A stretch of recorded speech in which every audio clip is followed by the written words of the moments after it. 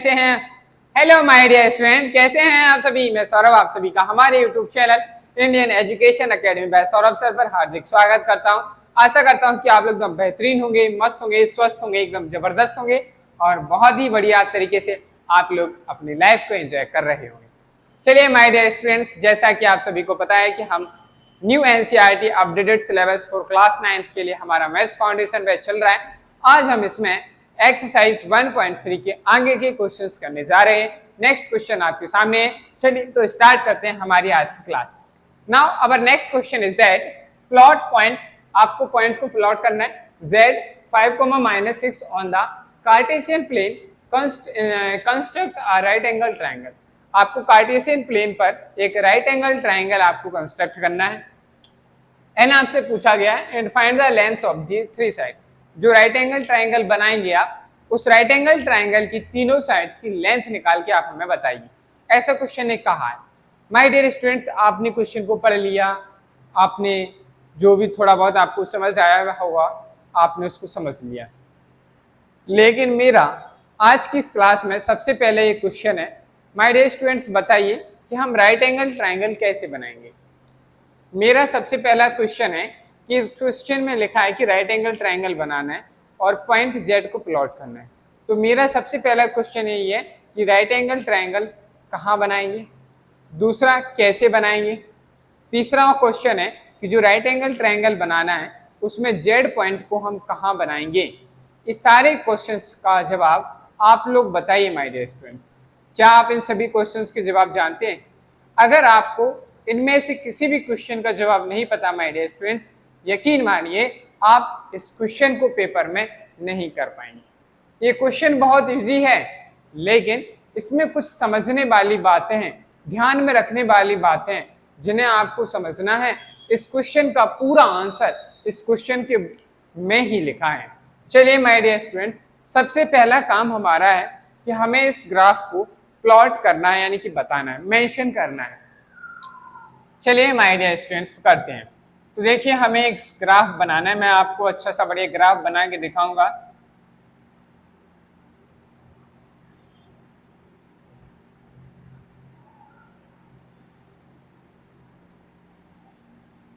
ये हमारी y axis है और this is our x axis. ठीक है, ये ऑलरेडी x एक्सिस है, ये भी हमारी y एक्सिस है। चलो भाई, ये तो समझ में आया आपको। अब सबसे पहला काम है कि हमें यहाँ पे कुछ नंबर्स मेंशन करने, तो हम नंबर्स मेंशन कर लेते हैं एक बार। ये हो गया हमारा 1, ये हो गया 2, ये हो गया 3 and this is 4, this is 5 and this is 6। ऐसे ही 6 तक यहाँ नंबर रिप्रेजेंट कर लेते हैं। यहाँ पे तो कम भी कर लेंगे, कोई दिक्कत नहीं। 1 माइनस का 1 माइनस का 2 माइनस का 3 एंड दिस इज -4। यहाँ पे नंबर्स लेंगे, ये हो गया हमारा माइनस का 1, यहाँ ब्लैक से लिख लेते हैं। ये हो गया हमारा माइनस का 1, ये हो गया माइनस का 2 माइनस का 3 माइनस का 4 माइनस का 5 माइनस का 6। यहाँ ऊपर भी नंबर्स ले लेते हैं।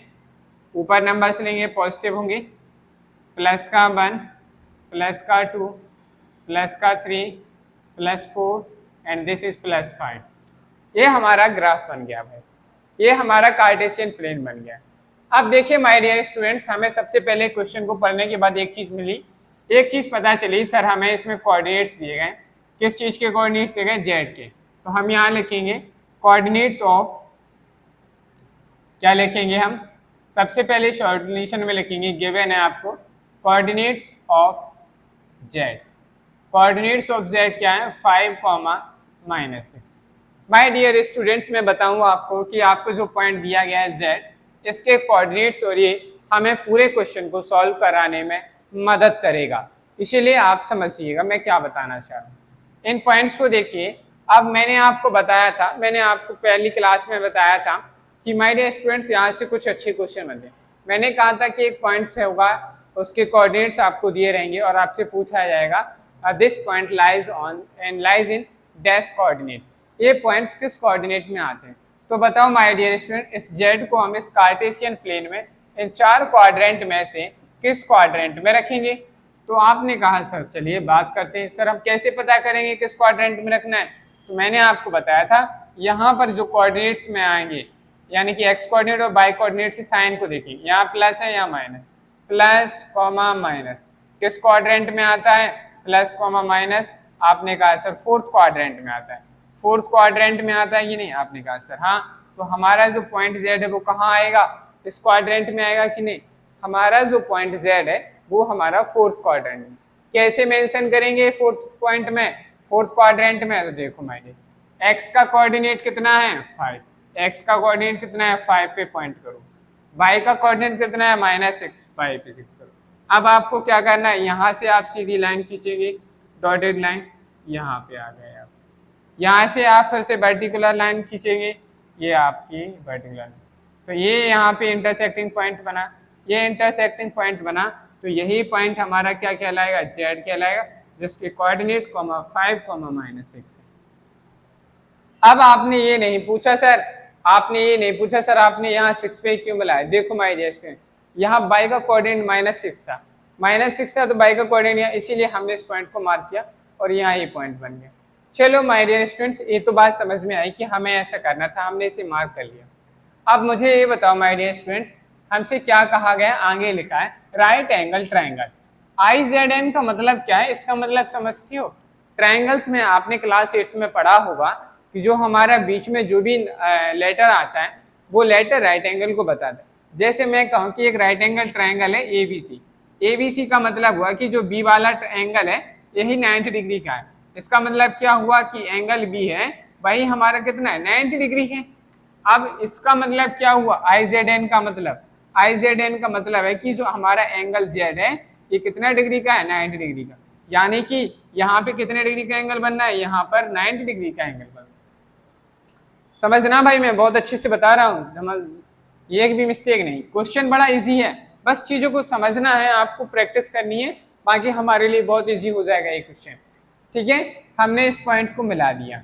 अब भाई हमें दिया गया था IZN, क्योंकि हमें तो एक राइट एंगल ट्रायंगल बनाना है, तो हमें बाकी के पॉइंट्स के भी तो नाम देने होंगे, वर्टेक्स के नाम देने होंगे।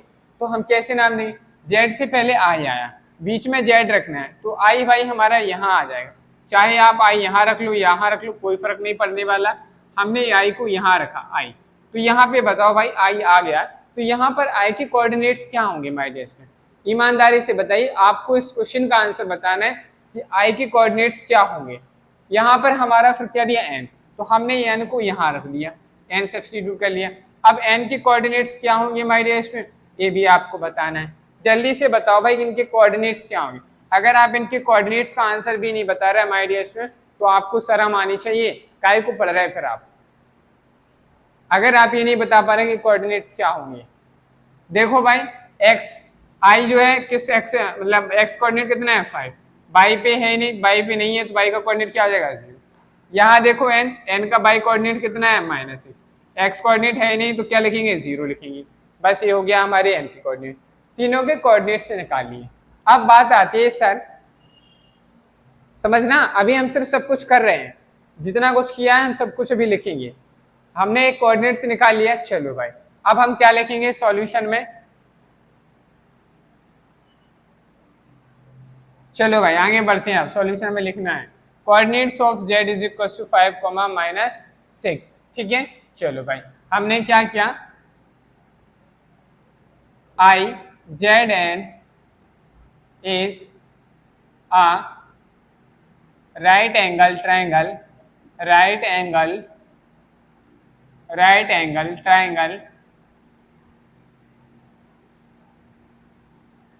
IZN is a right angle triangle. So the coordinates of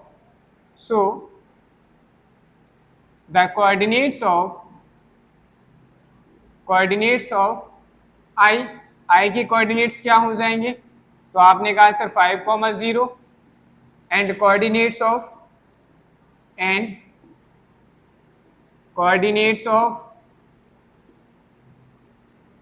N क्या हो जाएंगे 0, -6। बताओ भाई 0, -6 है, विच मीन्स देखो भाई अब हमने राइट एंगल, जेड एन हमारा क्या हो गया, वर्टिकली हो गया, सॉरी हॉरिजॉन्टल हो गया। वर्टिकली तो ये हो जाएगा, आई जेड हमारा वर्टिकली, वेयर क्या लिखेंगे, where I Z is vertically, I Z क्या है, वर्टिकली है, and Z N is horizontal, Z N कैसा है, हॉरिजॉन्टल है। अरे भाई हॉरिजॉन्टल है, ये वर्टिकल है, परपेंडिकुलर है, 90 डिग्री का एंगल बनना, तो हम क्या करेंगे, देयरफॉर तो हम कह सकते हैं therefore I Z N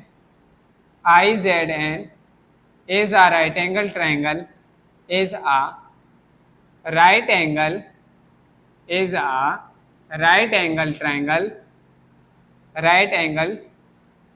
triangle at z, किस पे राइट एंगल, जेड पर है, क्योंकि जेड पर ही यहाँ पे कितने डिग्री का एंगल बनना, यहाँ पर जो एंगल बन रहा है ये 90 डिग्री का बनना है।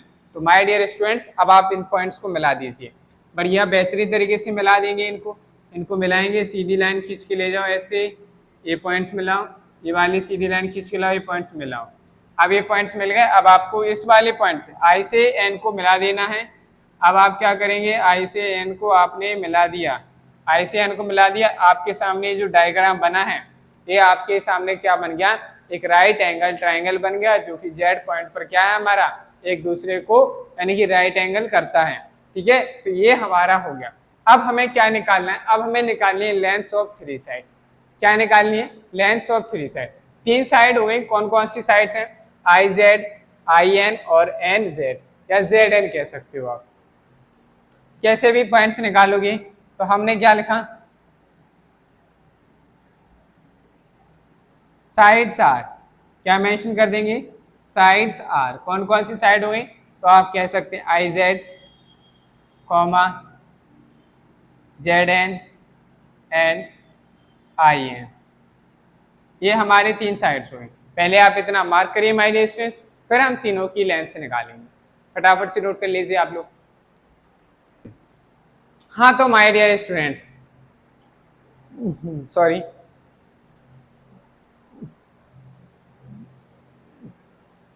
हाँ तो माय डियर स्टूडेंट्स हमने क्या किया, हमने ये तो डिफाइन कर दिया, ये हमने प्रूफ कर दिया और प्लॉट कर लिया कि हमारे पास एक राइट एंगल ट्रायंगल था, उसकी पॉइंट से हेल्प से हमने इनकी क्या निकाली, पॉइंट्स निकालिए, राइट एंगल ट्रायंगल प्लॉट कर दिया, ये हमारा काम हो गया। वैसे अब हमें इस डायग्राम की कोई जरूरत नहीं है, बस आपको आई के, जेड के और एन के कोऑर्डिनेट्स याद रखने हैं, बाकी हमें अब क्या निकालनी है, लेंथ निकालनी है। तो हम यहाँ से लिखेंगे क्या, लेंथ ऑफ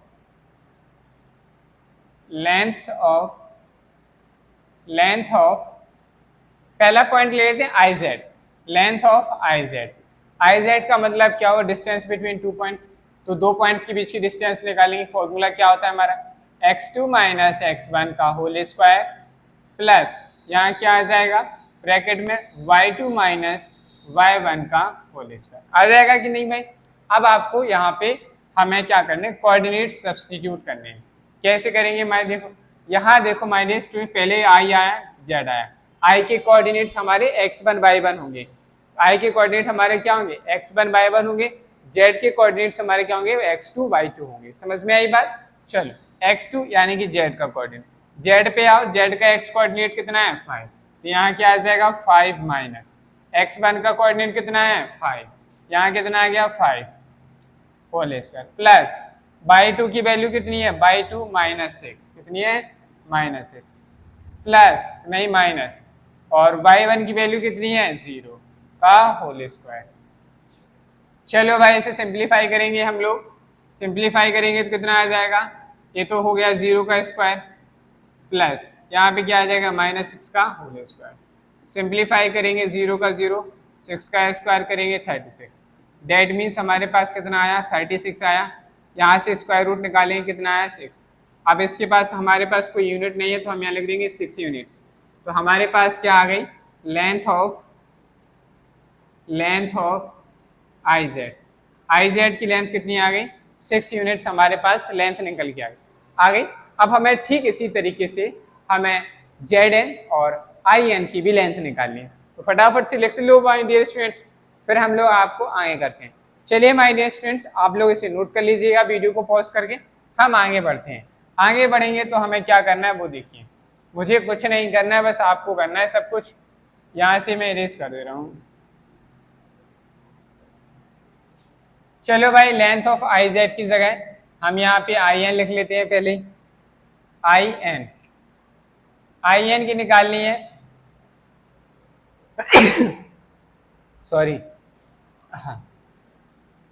हमें आई एन की लेंथ निकालनी है। आई एन की निकालनी है तो आई की कोऑर्डिनेट हमारे x1/1 होंगे और एन के कोऑर्डिनेट हमारे क्या होंगे, x2/2 कहलाएंगे।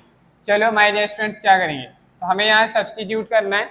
सब्सटीट्यूट करना है तो क्या करें, x2 का मतलब एन का कोऑर्डिनेट 0 माइनस x1 5 का होल स्क्वायर, प्लस का प्लस आ गया। नेक्स्ट आएगा हमारा y2 क्या है हमारा -6 और y1 कितना है माइनस का 0 होल स्क्वायर। चलो भाई इसे सिंप्लीफाई करेंगे। ये तो सब्स्टिट्यूट करना आ गए ना, अगर नहीं आए तो बता देना। यहाँ क्या आ जाएगा, -5 बचेगा, -5 का स्क्वायर प्लस यहाँ क्या बचेगा -6 का होल स्क्वायर। सिंप्लीफाई करेंगे, -5 का स्क्वायर 25 प्लस 6 का स्क्वायर करेंगे 36, दोनों को ऐड करेंगे कितना आ गया 61। तो भाई यही हमारा, इसका हम स्क्वायर रूट निकाल नहीं सकते, इतने यूनिट्स आ गए। तो हमारे पास क्या आ गई, हमारे पास आ गई लेंथ ऑफ, हमारे पास क्या निकल के आ गई, लेंथ ऑफ आई एन की लेंथ हमारे पास कितनी आ गई, √61 यूनिट्स। √61 यूनिट हमारे दूसरे, याद रखिएगा पहले वाले की लेंथ कितनी आई थी 6 यूनिट, दूसरे वाले की √61, तीसरे वाले की लेंथ निकालनी है। चलो माय डियर स्टूडेंट्स नोट कर लो फटाफट, हम इसे इरेज करते हैं और आपको आगे बताते हैं। हो गया, नोट कर लिया, ठीक है। अभी देखो कदम, चलिए my dear students next I N के बाद अब आता है जेड एन। क्या आता है, अब हमें पॉइंट्स निकालने जेड एन के। फॉर्मूला लिखेंगे एस्टिस, यहाँ पे हमें फिर से वैल्यू सब्स्टिट्यूट। जेड एन का मतलब जेड की कोऑर्डिनेट x1/1, एन की कोऑर्डिनेट x2/2। जेड x2 मतलब x2 का मतलब 0 माइनस 5 का होल स्क्वायर प्लस y2 का मतलब -6 माइनस और फिर माइनस का 6 है तो यहाँ भाई हमें करली ब्रैकेट यूज करना पड़ेगा, -6 करो कि होल पावर इज 2। सिंप्लीफाई करेंगे इसे, यहाँ पे बचा कितना -5 का होल स्क्वायर प्लस यहाँ देखो -6 ऐसे रहेगा, -6 और माइनस, यहाँ देखिए माइनस और माइनस का मल्टीप्लाई होगा प्लस कितना है 6 की होल पावर इज 2। नेक्स्ट यहाँ क्या आ जाएगा -5 का होल स्क्वायर प्लस यहाँ क्या बचेगा 0 का होल स्क्वायर। सिंप्लीफाई करेंगे माय डियर स्टूडेंट्स, 5 का स्क्वायर 25 प्लस 0 बचा कितना है हमारे पास 25, इसका स्क्वायर रूट लेंगे कितना है 5।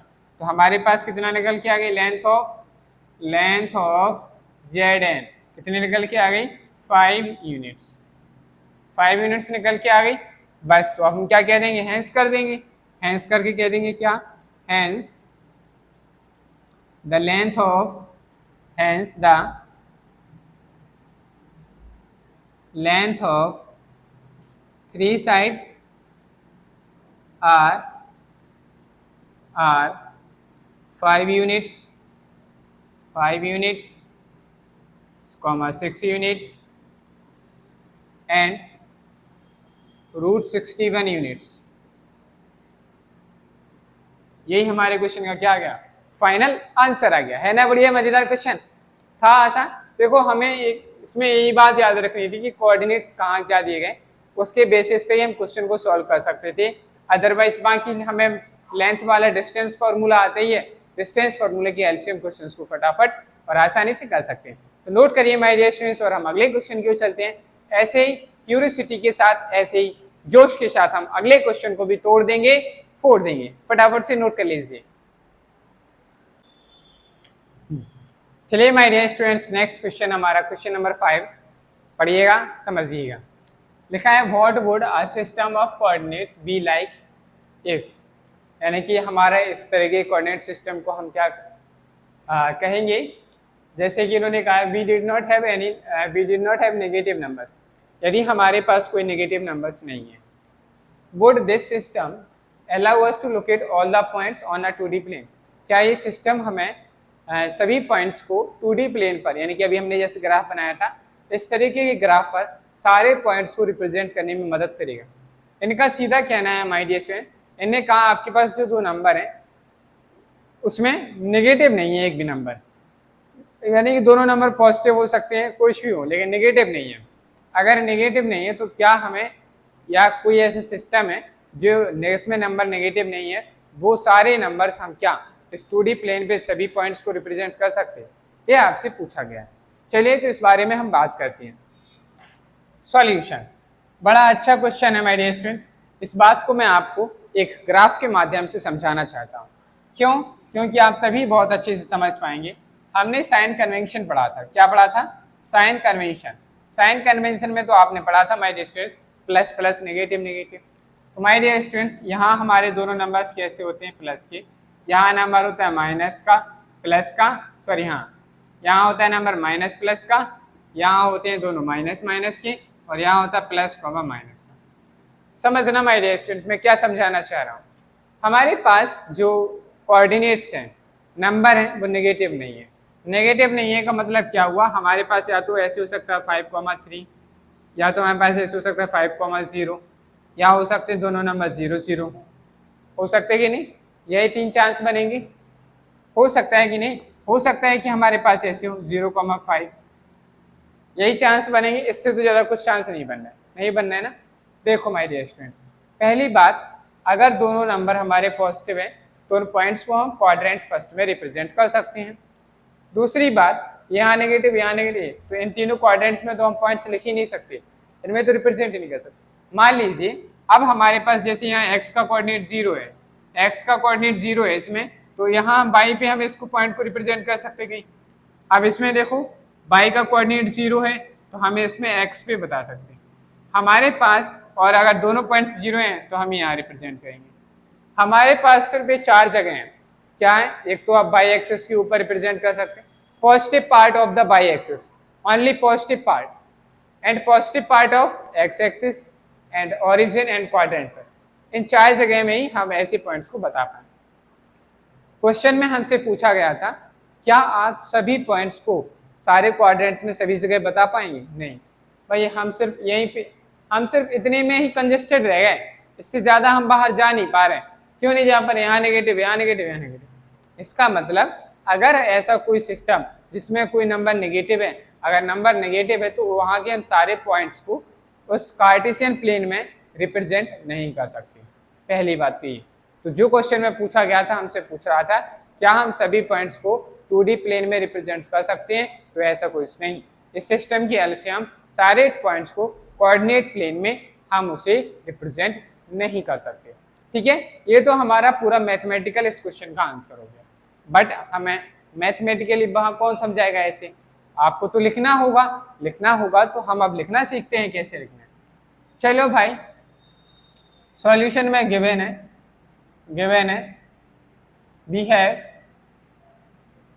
we did not have negative numbers,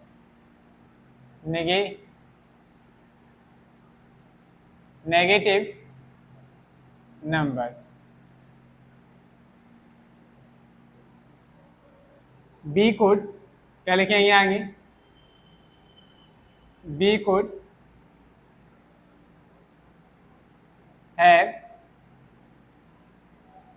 have the number is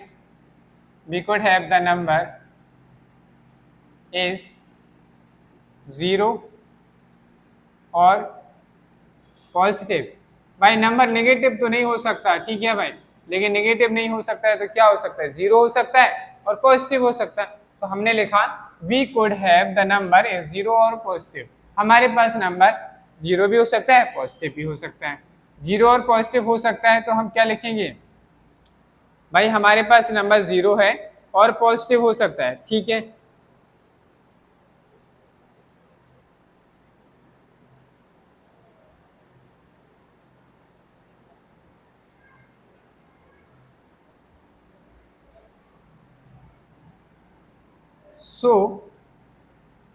So on the x-axis, so on the x axis we could mark x axis we could mark only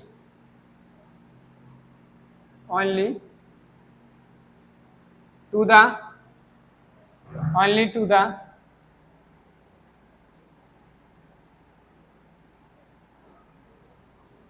on the x axis we could mark only to right side of origin यानी कि हम numbers को सिर्फ कहाँ बता सकते हैं, origin के राइट साइड में रिप्रेजेंट कर सकते हैं, एंड और कहाँ कर सकते हैं, and on the Y axis पे हम क्या कर सकते हैं, we could mark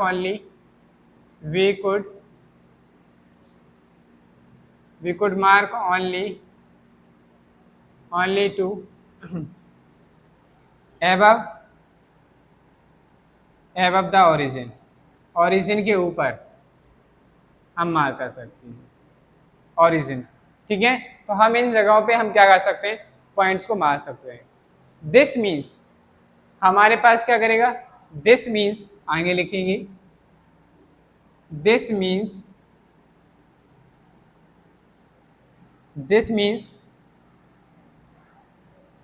the points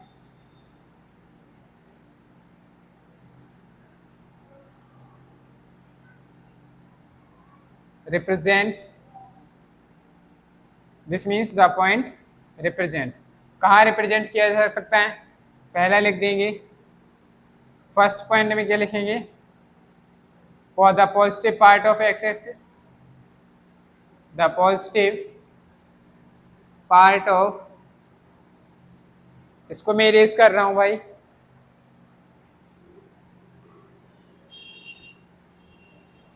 positive part of X axis के पॉजिटिव पार्ट में, दूसरा the positive part of Y, the positive part of Y के पॉजिटिव पार्ट पे, इसी में इसके जस्ट नीचे लिखिएगा, मैं आगे लिख रहा हूँ, आपको जस्ट नीचे लिखना है। तीसरा पॉइंट ऑन द ओरिजिन पर, ओरिजिन, एंड फोर्थ में लिखेंगे इन क्वाड्रेंट फर्स्ट,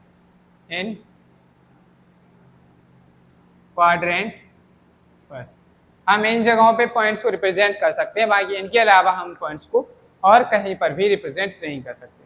समझ में आ गई? तो ये सारी चीज़ें हमारे पास हुई। अब हम फाइनली कह सकते हैं, भाई हम सभी जगह तो नहीं कर पा रहे हैं, तो हम कहेंगे system could not be allow. तो फाइनली हमें लिखना है आंसर, तो हम क्या लिखेंगे, इसको इरेज करके बता दें, आप लोग इन्हें से नोट कर लिया ना? ठीक है, मैं थोड़ा सा ऊपर इरेज कर रहा हूँ जिससे कि मैं आपको फाइनल आंसर लिखा सकूँ। ठीक है, बाकी आप लोग लिखने के बाद, ये यहाँ तक लिखने के बाद ही ऊपर आइएगा, लिखिएगा। तो हम यहाँ क्या कह देंगे, हैंस करके, hence the system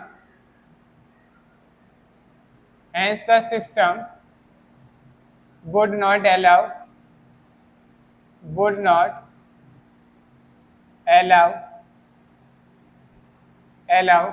to locate all the points on 2D plane।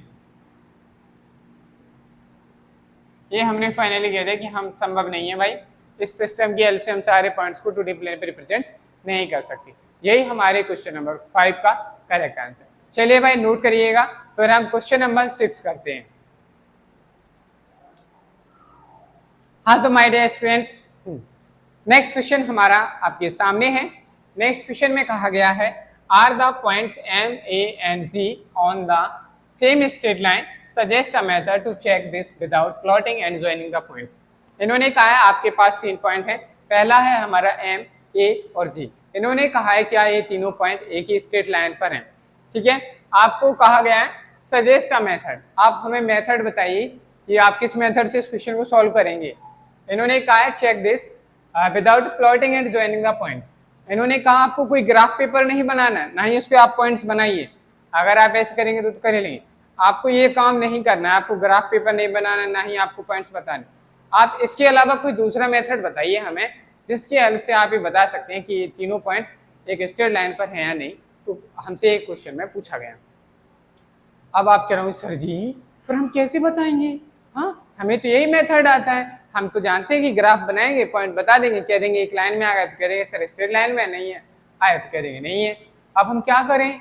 तो माय डियर स्टूडेंट्स, हमारे पास एक और मेथड है, उस मेथड का नाम है डिस्टेंस फॉर्मूला। क्या है? डिस्टेंस फॉर्मूला, जिसे हम सीख चुके हैं ऑलरेडी। अब हमें क्या करना है, हमें कैसे बताएंगे सर डिस्टेंस फॉर्मूले की हेल्प से? मान लीजिए कोई भी 3 पॉइंट्स अगर एक स्ट्रेट लाइन पर हैं तो उसमें क्या होगा कि जो 2 पॉइंट्स होंगे उन 2 पॉइंट्स की डिस्टेंस का सम तीसरे पॉइंट्स की डिस्टेंस के इक्वल होता है। अगर ऐसा होता है 2 पॉइंट्स के डिस्टेंस का सम तीसरे पॉइंट की डिस्टेंस के इक्वल आता है, तब हम कह सकते हैं कि वह तीनों के तीनों पॉइंट्स एक स्ट्रेट लाइन के ऊपर लाई करते हैं। अदरवाइज अगर ऐसा नहीं होता है, तो इक्वल नहीं होती है, तो हम कह देंगे डोंट लाई करते, लाई नहीं करते। समझ में आई बात? चलो तो हम क्या करेंगे, कैसे लिखेंगे, चलिए करते हैं without wasting our time. Now next solution is that, तो हम लिखेंगे टू चेक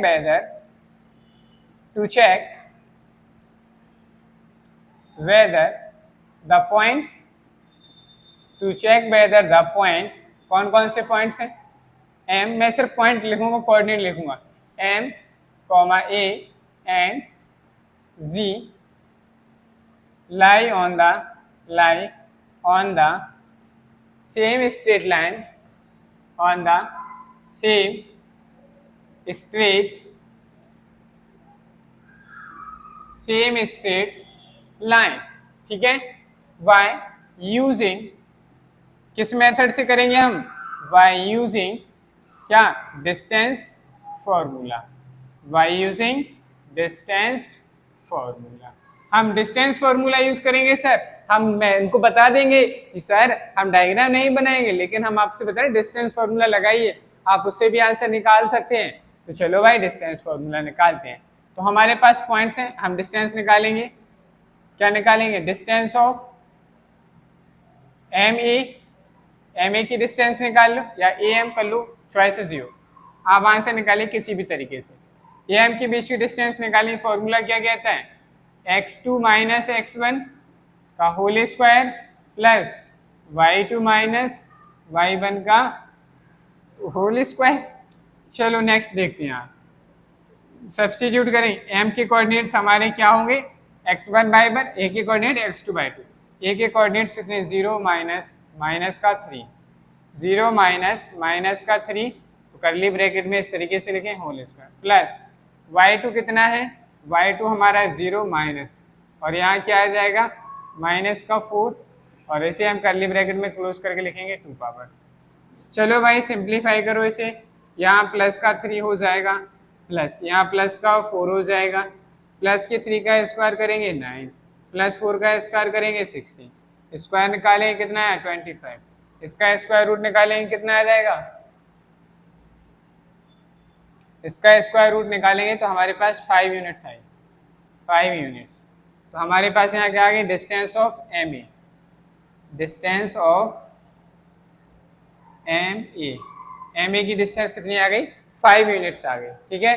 अब यहाँ देखो भाई सेकंड पार्ट हम यहाँ कर रहे हैं, यहाँ क्या लिखेंगे आगे? डिस्टेंस ऑफ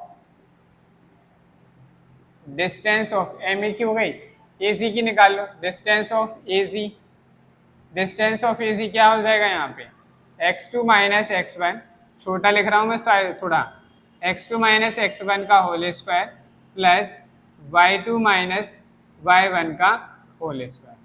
चलो भाई नेक्स्ट सब्सटीट्यूट करो, ए के कोऑर्डिनेट्स हमारे x1 y1, जी के कोऑर्डिनेट्स x2 y2, जी के कोऑर्डिनेट कितने हैं? 6 माइनस 0 का होल स्क्वायर प्लस नेक्स्ट क्या आ जाएगा? 8 माइनस 0 का होल स्क्वायर।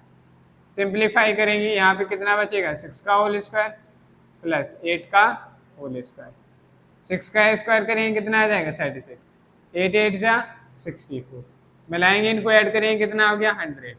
स्क्वायर रूट लेंगे, कितने आ गए 10 यूनिट्स। अरे भाई ऐसे लिख लो पूरा। डिस्टेंस ऑफ एजी कितनी आ गई 10 यूनिट्स। डिस्टेंस ऑफ एजी हमारे पास 10 यूनिट्स निकल के आ गए, है ना बढ़िया। अब आपको ऐसे ही क्या बताना है, एम जी की डिस्टेंस निकालो या जी एम की डिस्टेंस निकालो। जी पहले आता है, एम बाद में, ऐसे भी निकाल सकते। तो आप चाहे जी एम की डिस्टेंस निकालो है एम जी की, आपको उसकी डिस्टेंस और निकालनी है। तो भाई निकाले हम, मैं थोड़ा यहाँ इरेज कर रहा हूँ। ये डिस्टेंस रखिएगा, इसे याद रखना है 5 units. Distance of M A, distance of M A is equal to 5 units. चलो भाई मैं यहाँ कुछ इरेज कर रहा हूँ।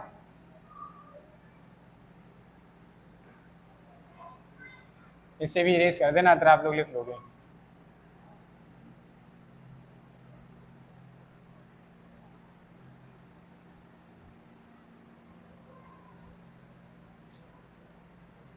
डिस्टेंस ऑफ एम ए की जगह एम जी आ जाएगा, बाकी सब कुछ सेम रहेगा। यहाँ से सब कुछ इरेज करना पड़ेगा। चलो भाई नेक्स्ट आगे बात करते हैं। सब्सटीट्यूट करेंगे m के कोऑर्डिनेट्स हमारे यहाँ g के कोऑर्डिनेट कितना है 6 माइनस का 3, इसका होल स्क्वायर हो जाएगा प्लस।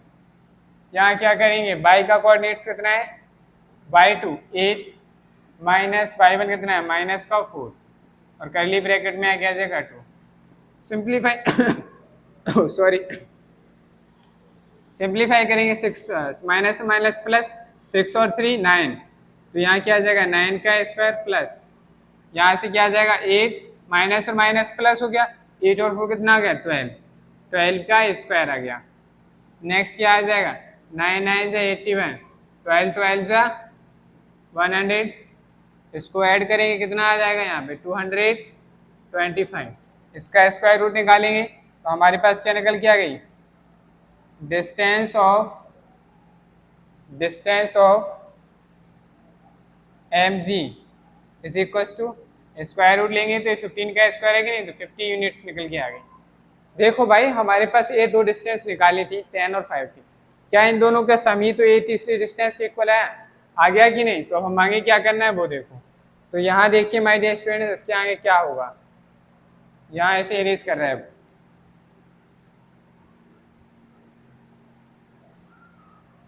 तो इसके आगे क्या लिखेंगे वो देखो, यहाँ से ऐसे दिस वन। क्या आ जाएगा भाई, हाँ तो यहाँ लिखेंगे since the sum of two distances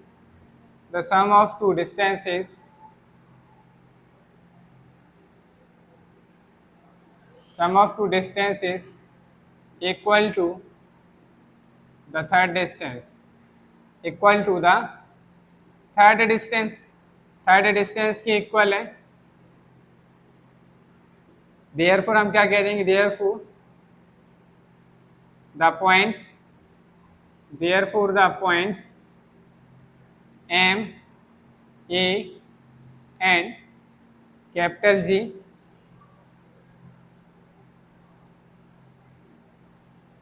are, हाँ क्या था,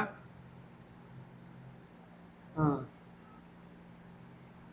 capital and G lie on the same straight line,